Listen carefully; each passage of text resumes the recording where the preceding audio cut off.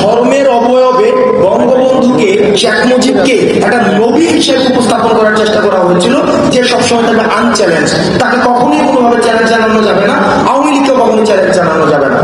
এবং আমরা মনস্তাত্ত্বিক জায়গা থেকে সেই বিষয়টিকে আমরা মেনেও নিয়েছিলাম, এবং এই মেনে নেওয়ার জায়গায় ইন্ধন হিসেবে, ক্যাটালিস্ট হিসেবে কাজ করেছে গণমাধ্যম থেকে শুরু করে ব্যবসা প্রতিষ্ঠান, শিক্ষা প্রতিষ্ঠান, রাষ্ট্রের যে বিভিন্ন ইনস্টিটিউশন গুলো রয়েছে, যারা এখন বিভিন্ন দাবিতে রাস্তায় নেমে আসছে।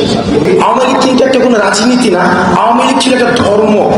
অর্থাৎ দেখুন আমাদের মনস্তত্ত্বে, মনোজগতে কি ধরনের সেটি প্রভাব ফেলেছিল।